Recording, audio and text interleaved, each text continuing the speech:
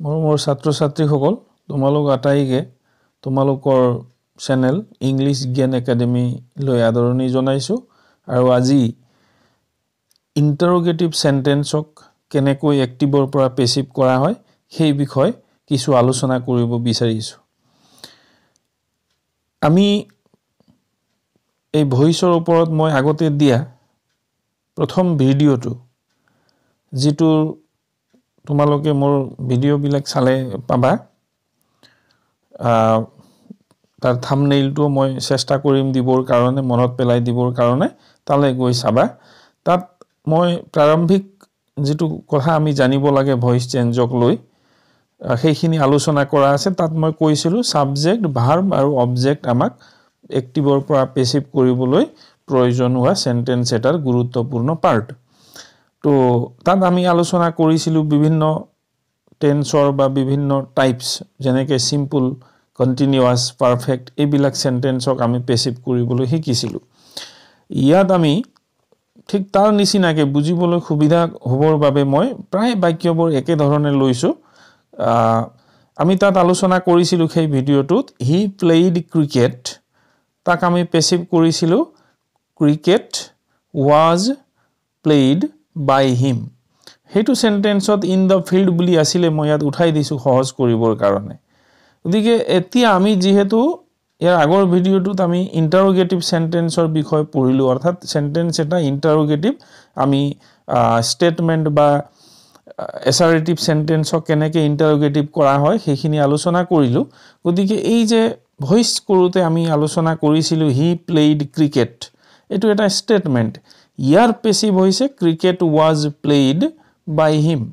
কিন্তু he played cricket এই বাক্যটোই যদি এনেকে নিদি পেলা আমাক ইন্টাৰোগেটিভত দিয়ে ইয়াৰ ইন্টাৰোগেটিভ কেনেকৈ হ'ব হেতু আমি বুজি লব লাগিব তো ইয়াৰ ইন্টাৰোগেটিভটো হ'ব ডিড হি প্লে ক্ৰিকেট কি কাৰণে হল যে ইয়াত মেইন ভাৰ্বটো প্লেইড আছে পাস্ট ফৰ্মত গতিকে আমি ডু ভাৰ্বৰ পাস্ট ফৰ্মটো আনিলো আৰু মেইন ভাৰ্ব প্লেইড টু এবাৰ কি হৈছে ইন্টাৰোগেটিভত প্লে হৈ আছে কেলে হৈছে হেতু ইন্টাৰোগেটিভ সেন্টেন্সৰ বিষয় আলোচনা কৰোতে কৰা আছে তো আমাক হি প্লেইড ক্ৰিকেট নাহি পেলা হেতু আহিলে কি হ'ব আমি গম পালোই বা আগতে আমি শিকিছো এতিয়া যদি ডিড হি প্লে ক্ৰিকেট আহে তেতিয়া হলে আমি কেনেকৈ কৰিম তো আমি মই এটা তোমালোকক উপায় দিছো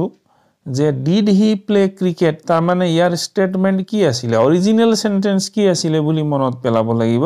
এটো ডিড হি প্লে ক্ৰিকেট কোৰ পৰা ইন্টাৰোগেটিভ এটো সৃষ্টি হৈছে বা বনোৱা হৈছে নিশ্চয় বাক্যটো ডিড আছে যেহেতু হি প্লেইড ক্ৰিকেট আছিল গতিকে তাৰ আমাৰ এটো পেসিভ ভয়েস কি হৈছিল ক্ৰিকেট ওয়াজ প্লেইড অক্সিলাৰি আমাক দিয়া বাক্যটোত অক্সিলাৰি নাছিলে কাৰণে ইন্টাৰোগেটিভ কৰোতে ডিড আনিছিলো কিন্তু যেহেতু ইয়াত আমি পেসিভত ক্ৰিকেট ওয়াজ প্লেইড পালো অৰ্থাৎ ওয়াজ টু আমি অক্সিলাৰি পালোই হেতুকে আগলৈ আনি দিয়া ক্ৰিকেট ওয়াজ প্লেইডৰ ঠাইত ওয়াজ ক্ৰিকেট প্লেইড হৈ গল গতিকে ইয়াৰ ইন্টাৰোগেটিভ ডিড হি প্লে ক্ৰিকেটৰ ইন্টাৰোগেটিভ হ'ব was cricket played by him mark of interrogation বা প্রশ্নবোধক চিহ্নটো থাকিবই লাগিব পেসিভত যদি এক্টিভত থাকে তেনেকে আমি এক্সাম্পল হিচাপে লৈছো সিম্পল সেন্টেন্সৰ এতিয়া হি প্লেইডৰ ঠাইত হি প্লেইজ থকা হলে আমাৰ ইন্টাৰোগেটিভ হলেতেন ডাজ হি প্লে আৰু ইজ ক্ৰিকেট হলেতেন পেসিভ ভয়েস তেনেকৈ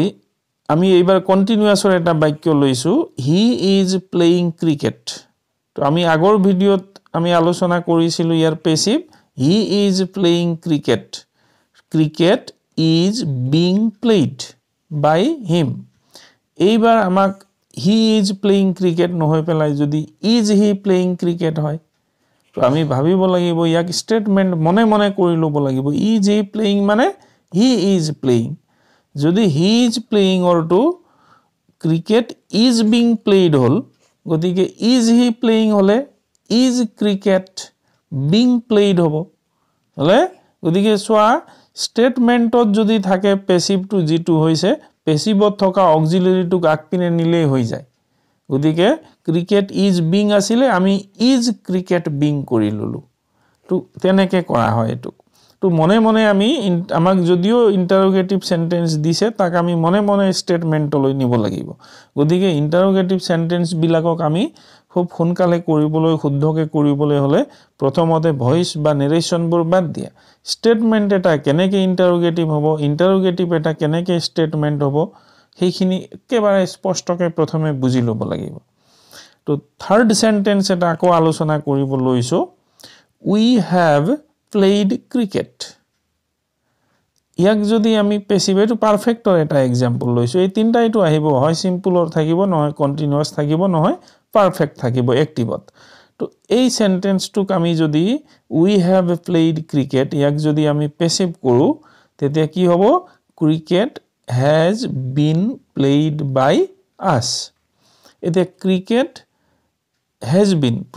to sentence to active asile we have ইয়াত হল cricket has have কেলে বহে has কোন বহিব তো জানাই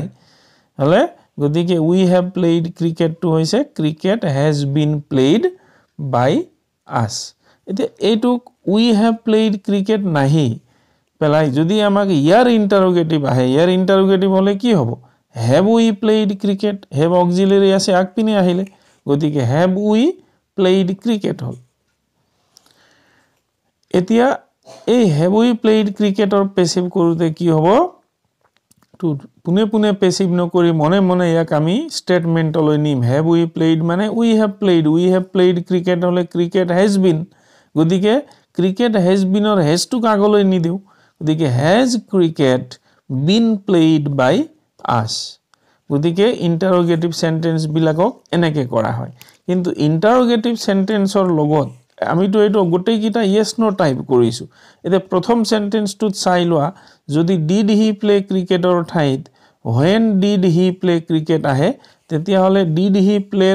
passive যেটো আছিল was cricket played by him সেই তাৰ আগত আমি আকৌ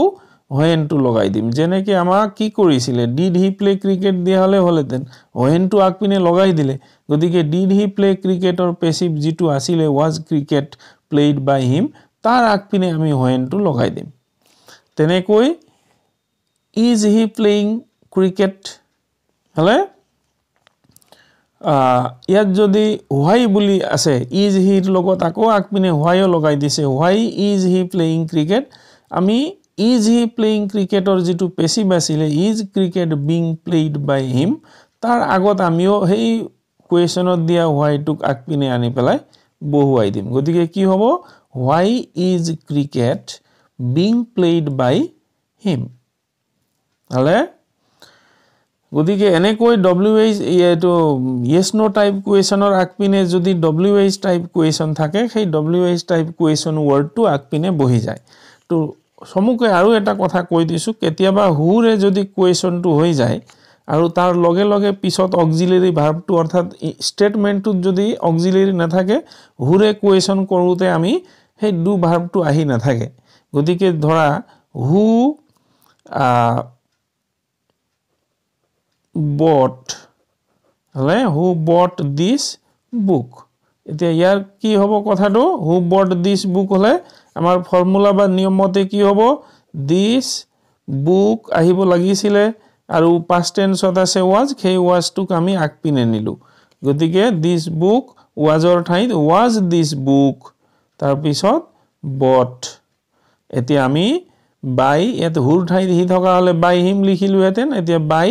whom হইছে এইটো শুদ্ধ এটা পেসিভ হল কিন্তু আমি সাধাৰণতে জানো whom কোৱেশ্যন ওয়াৰ্ডটো পিছফালে নবহাও গতিকে আমি খসৰাসৰ কি কৰো by whom টু আগপিনে আনিলো হলে অকল who টু আনি whom টু আনিলে তো আকৌ who হ'ব গতিকে by ৰে হৈতে আনিম by whom বাকিখিনি এফালৰ পৰা লিখি যোৱা was this book bought হলে এইটো হল who bought this book or question গতিকে এনেকে হুৰে যদি কোৱেশ্যনটো থাকে অকনমান কিছু বেলেগ হ'ব অন্য বিলাক WH টাইপ কোৱেশ্যন বিলাকত কৈ গতিকে আশা ৰাখিছো এইখিনিয়ে তোমালোকক নিজাববীয়াকে প্ৰেক্টিস কৰাৰ ক্ষেত্ৰত বা প্ৰেক্টিছ কৰিবলৈ তোমালোকক সহায় হ'ব এইখিনি ভাবি নলবা ভিডিঅ'টোৰ পৰা গোটেইখিনি বুজি পালো ক্লিয়াৰ হ'ব বুলি হেতু অসম্ভৱ কথা কাৰণ এইবিলাক নিয়মৰ কথা আছে গ্ৰামাৰ মানেই নিয়ম গতিকে এইখিনি মই তোমালোকক অকনমান ৰাস্তা এটা দিছো যাতে তোমালোকক প্ৰেক্টিছ কৰাৰ ক্ষেত্ৰত সহায় হ'ব কিন্তু নিজৰ প্ৰেক্টিছ অবিহনে কেতিয়াও সম্পূৰ্ণ নহয় গতিকে আশা কৰিছো তোমালোকে কিছু উপকৃত হৈছা যদিও প্ৰেক্টিছ কিন্তু নিজাববীয়াকৈ কৰিবা বুলি মই